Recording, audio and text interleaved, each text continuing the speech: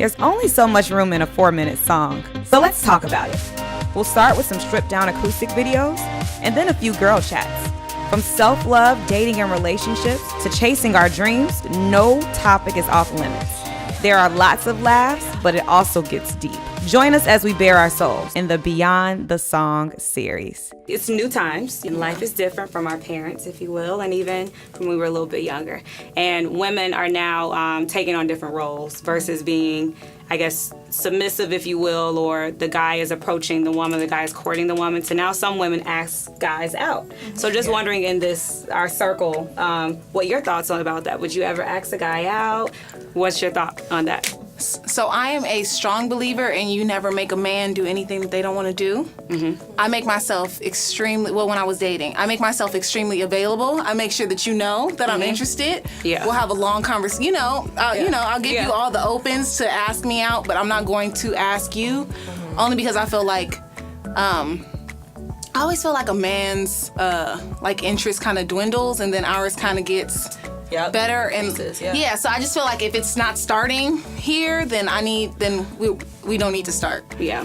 So child, I may need to start asking people out, but no, I have a very Southern mentality where I agree. Like, if I'm interested in someone, I'm going to try to position myself to where you will know that I'm interested, or at least I try to. So I don't feel as though I should then have to lead the situation or lead the courtship, because I don't want that to ever be the norm of a relationship. Because I've been with guys who they kind of start leading the relationship, then I start leading it, and I'm always like, oh, we should do X, Y, and Z, and I'm planning stuff, and and I don't want to be that girl. I think it definitely should be 50-50, but I definitely want a guy who's going to lead in the relationship. So I would never want a guy to feel like, oh, she came and courted me, so she's like the alpha female, and so now I can get by with just chilling. Yeah. No. What do you think? I've done it for fun. I've tried it out for fun. I mean, I grew up with a father who was very much like the guy, and but my mom still ran the house, so there was always kind of that balance. And I think the story of how they met was that she saw him walking upstairs, and she was like, "I'm gonna get that." And I don't think he really had a choice. So I think I still grew up with stories of being assertive, and that setting the tone as well. Like, communication's huge for me as well. I talk all the time, so it becomes known that I want somebody who's assertive, but at the same time that I'm gonna have a voice. So I mean, I've tried it out just for fun, and that some people have said thank you, because I would never have done that. I didn't want to come on too strong, whatever the situation was, and we had a nice time. So Did it work? Yeah, absolutely. And that was a great person. It was a great experience. Didn't last, but it was interesting that they said thank you, because it doesn't happen. You never know. Sometimes people get nervous about asking other people out, and I've been nervous about it. So I actually just wanted to know also what people feel like when they ask people out. I wanted to put myself in that position and say, what do you actually go through putting yourself out in that vulnerable I don't understand state? how guys do that, to be honest. I don't either. There was actually somebody yesterday walking down the street in Harlem, and he just, I guess, saw me from the back, which probably sounds weird, but I was just walking, so you don't even see me unless he saw me from some other capacity, walking, maybe an angle. But he was like, hey, beautiful. This is what he says. I'm like, first I'm gonna ignore him. But he's like, oh, hey, beautiful. I turn around, and I was like, oh, hey, how are you doing? And he's like, oh, I'm doing well, et cetera, et cetera. And then he was like, oh, have a great day. I guess he saw that I wasn't featuring anything he was talking about. Maybe something I gave, this was not happening. So then I kept walking, and I said something back to him. I was like, oh, enjoy your Saturday, et cetera, et cetera. And he was like, oh, what'd you say, beautiful? Still talking to me. But I just felt kind of bad, because I feel like he felt my... I don't know, the essence of me saying, leave me alone, and that has to be a lot for a guy to deal with. I would think, that's a lot of stamina for you to be willing to get shot down by women, randomly catcalling and doing all that kind of stuff. That takes a really thick skin. So some guys don't care.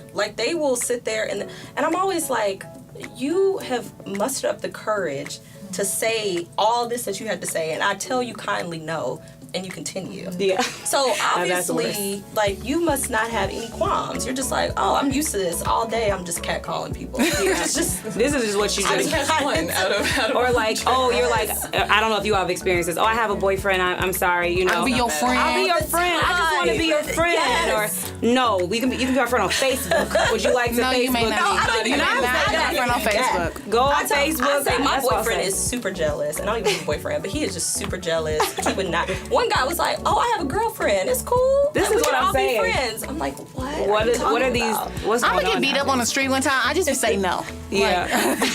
Like I'm really not absolutely. interested. No, right? Yeah. Like I could lie to you. Like I have conversations like that. Like I could lie to you and say I have a boyfriend, but I'm just not interested. Yeah. Like, that's what's But a lot of times they're okay with that. Like when I'm very honest, Yeah. they'll be like, all right, whatever. right. Like they have Like, really. it's cool. They're so resilient. Like you have to So respect that resilient. about men, because how do you deal with that much rejection? It has to be. At least on Lennox, I'm just talking Harlem. Like there's so many guys all the time. Like you cannot really walk down the street. You live in Harlem as well, so you know. It's all day. I've had to like stop. We actually have conversations now. Like I add an extra 10 minutes in my day to just stop and be like, what do we really want to talk about? Here? Like, you want a hug? Do you want a conversation? Like, what do you need? Because even when I do say, oh yeah, sure, let's go somewhere, they're like, it's like, you don't know what you want. Right. You don't even. What are you here for? just running. I think it's a sport for them though. Well, for some, because I went on a trip with my boyfriend and his best friend and his brother, and it was just a lot of just like every girl that passed by. It was just like, hey, how you doing? Okay, no. Oh, hey, how you doing? Okay. Hey, how you doing? What's up, no. hey? Yeah. Okay, hey. And then some of them, it works. Like, I think it's just a sport for It's them. like hit or miss. Which would probably lead into some of the, if that's the case, with you saying guys kind of disappearing or becoming this, that, and the other. They're just so flighty, or they're just so like, it's just any girl that they're not really focusing on who they're approaching, if you will. Like they're not taking the time to say, oh, I like her, or I like girls. Like anybody. So I like him. any girl, right? She's a girl. Okay, so that'll work. So it's an interesting, I think it's just an interesting phenomenon, just in general. So I don't know. Usually the guys that are catcalling though are the ones where you're like, oh, you don't have anything to lose. Yeah. So you can like me turning you down is not the worst. It doesn't thing bother in you your that day. much. Yeah, it doesn't. Like you'll be fine. We can be friends. Oh, yeah, I got a girlfriend. Or what's the other thing? Oh my gosh. It's okay. He'll be all right. Like I just want to be your. What's the stupid stuff people Yes. say? Yeah. Like really, like then I go to the point of saying, all right, so if I was with you, I've had a conversation like that with somebody. If I was with you, then how would you want me to treat you? Like, would you want me to do you like that? If I was with you, would you want me to be talking to some and then guy? they don't think about it. Friend. Because it's just something that they're that they think they have to do. They don't even think about why they're doing it. If somebody asked for a sip of my hot chocolate the other day, and I was like, are you thirsty? Like, I will get you something. You're like thirsty on every level. You're Okay. really thirsty. Yeah. So, ladies, do you think there are any good guys left? Are there any good men left on this planet? Yeah, probably. Somewhere. Have I met them? No. Okay. Not really. You think they're all taken?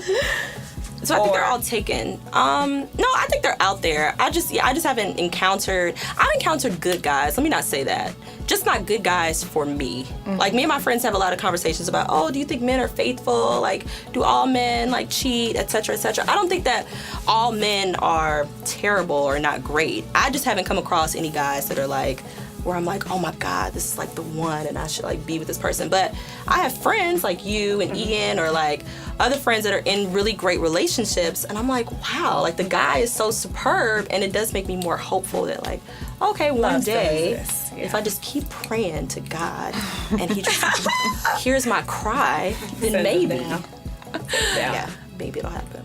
I can tell you actually a funny situation if you don't mind. I actually wrote out, this is gonna sound crazy, I wrote out a full list before I met Ian. Like a full list of exactly the type of person that I would want to be with, like literally. And I put all the stuff on the list, et cetera, et cetera. And funny enough, this is gonna probably sound weird, but it's the truth. Ian is absolutely everything on the list. Aww. Every single thing. I said I wanted the person to transfer into Syracuse. Like I was specific. I said because there's clearly nobody here. Transfer into Syracuse. I like from A to Z, like everything, and then like so specific things like that. And all of it. He fit every single bit of the bill. The only thing I did not list on that list, you're gonna kill me for saying this, is the person's height. That's the only thing I did not say. I put all these other wonderful things. I did not specify the person's height. And Ian is like, around my height. But I had to get past that because being someone, knowing your type, I wasn't initially looking at him in that regard. So I had to get past that and past that whole thing. Like, oh, it's deeper than that. Like, your type should not stop you from experiencing love. If I had let my type block me, I possibly wouldn't be in this position that I'm in now, because he's like literally a partner, like a part of my life, and a person that I can share anything with and I feel super comfortable with. If I would have said, well, you're like 5 foot my height, that's not gonna work out. You know what I mean? Like, imagine how many women might be, and I don't know if that might be your situation or whoever else that might be dating, how we have things on our list, and not like the red flags. I'm not talking that. I'm talking about like certain things that we might see, and maybe your type isn't your purpose mate, or maybe your type isn't the person that is for you. Like, you have to allow, if you are, if you believe in God or whatever you believe in, doesn't matter. The universe, you have to allow the universe or God to bring to you who it is that's created for you, like and made for you. So I did the same thing. I did more about how I wanted to feel, because I'm a coach, and I was being coached by one of my peers, and she had said that she made me go through this whole thing. I had to close my eyes, which I was not comfortable with, and she gave me a few scenarios, and she said, you come home, your person's there, how do you feel? And so she really made me internalize how I feel when that person shows up, and I wasn't with my person yet. And I even wrote that out, like a year from now, what do I want to feel? And it was exactly like, who that person is to themselves, and who that person is to me. And I think it's not even that person appears, it's just like you get rid of all the people that aren't that. And you just start seeing, so it might not be that like this person just manifested, it's just you automatically knew who it wasn't. So I think that it definitely helps, but it was less about physical and much more about how do I want to, how would this person respond to you saying I got this job, or I'm doing this thing. And I guess like do we do that then? Like, do we know beyond the physical piece and all all the other kind of stuff, do we know like what we really want in a person? Like, I know you had mentioned earlier, like we have these expectations or things. I don't think we know. Do we know what we want? Like, or is it's just gonna appear and then we know that we needed it? Like what is it?